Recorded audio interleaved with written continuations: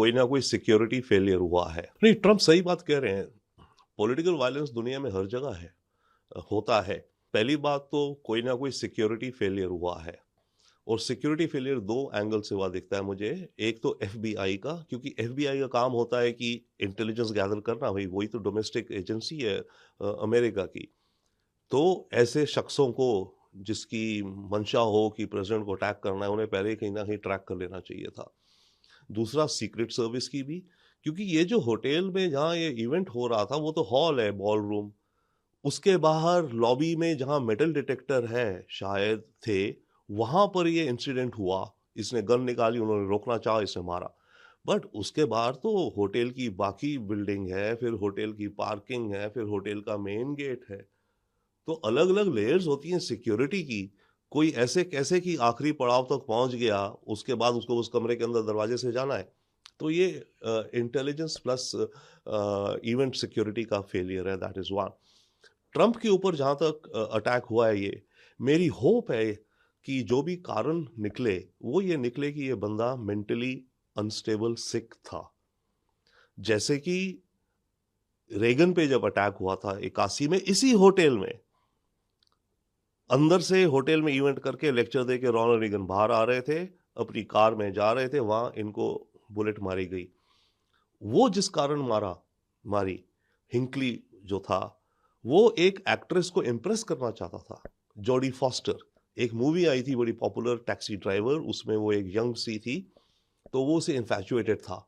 और उसने सोचा कि मैं ऐसा काम कर दूंगा कि मैंने प्रेसिडेंट को मार दिया तो मेरा नाम हो जाएगा और वो मेरे से इम्प्रेस हो जाएगी।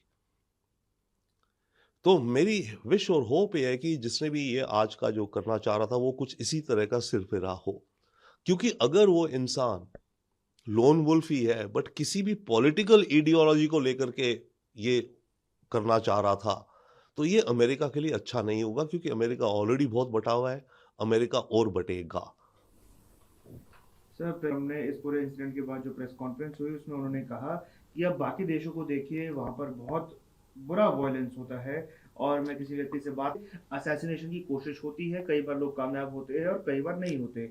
हमारी जो मिलिट्री है वो सबसे स्ट्रांग है, हम पूरी दुनिया का जो ट्रेड है उसे डोमिनेट कर रहे हैं, तो ऐसे में एक टारगेट बनाया जाना बहुत स्वाभाविक सी चीज। नहीं, ट्रंप सही बात कह रहे हैं। पॉलिटिकल वायलेंस दुनिया में हर जगह है, होता है। लीडर्स मारे भी जाते हैं, परंतु अगर देखा जाए आंकड़ों के हिसाब से, प्रेसिडेंट और प्राइम मिनिस्टर्स के खिलाफ सबसे ज्यादा अमेरिका में होता है। ट्रंप अभी ये 47th प्रेसिडेंट है 250 सालों में। 4 इनके सिटिंग प्रेसिडेंट्स मारे गए हैं, Abraham Lincoln, John F Kennedy, हिंकली only I think, और एक और 4। और 8 को सिटिंग प्रेसिडेंट्स को शूट करके वूंड किया गया है, अटेम्प्ट हुआ है। तो 4 और 8 हो गए 12। 12/47, that means 25% of American sitting presidents have been attacked और किल्ड। तो अमेरिका में पॉलिटिकल वायलेंस ज्यादा है। ईरान से भी है, जहां पर ईरान के विदेश मंत्री अब्बास अरागची ओमान में बातचीत के बाद फिर से पाकिस्तान आ सकते हैं। इसके बाद से हो सकता है कि वह रशिया जाएं। इससे ये पता चलता है कि बातचीत में पाकिस्तान एक अहम भूमिका क्या अभी भी निभा रहा है। ईरान अमेरिका मामलों में लेकर के यस, पाकिस्तान बिल्कुल अहम भूमिका निभा रहा है, बहुत अहम, बहुत एक्टिव भूमिका निभा रहा है पाकिस्तान। ईरान का फॉरेन मिनिस्टर जब तेहरान से चले तो उनका था कि वो पाकिस्तान जाएंगे, कुछ बातचीत करेंगे, फिर ओमान जाएंगे, बातचीत करेंगे, और ओमान से फिर मॉस्को जाएंगे। पर अब आ रहा है कि इसमें कि ये पाकिस्तान तो आए, ओमान गए, कि ओमान से वापस पाकिस्तान आएंगे और फिर मॉस्को जाएंगे। तो ओमान से कोई मैसेज, कोई डिस्कशन करके आ रहे होंगे, वापस पाकिस्तान से डिस्कस करेगा।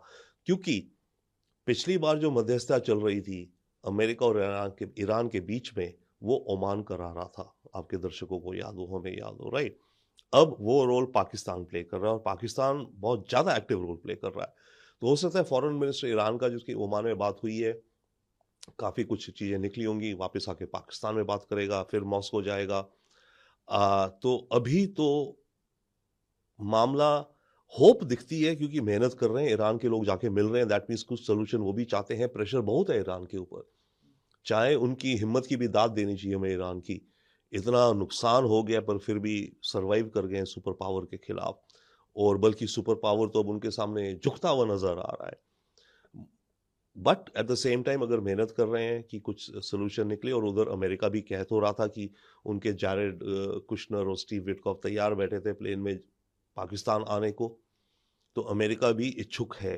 परंतु बात यह है कि जो आखिरी पड़ाव जो चाहिए इनको ट्रंप को, वो उन्हें नहीं मिल पाएगा शायद। ट्रंप को चाहिए कि ईरान में जो एनरिच यूरेनियम है 60% का और 20% का, 400 किलो और 200 किलो और भी है, करीब टोटल 10-11 टन है ईरान में, कि वो सारा का सारा यूरेनियम ड्रम्स में भर के ईरान के एयरपोर्ट पे आए, तेहरान पे, वहाँ से अमेरिकी फौजी प्लेन हो उनमें भरता हुआ दिखाया जाए और प्लेन उड़ जाए। ट्रंप को वो प्राइस चाहिए, और वो ईरान दे नहीं पाएगा, क्योंकि अगर ईरान वो करेगा तो इसका मतलब हो गया सरेंडर कर दिया उसने, अपने देश के अंदर भी उनकी धाक नहीं रह जाएगी।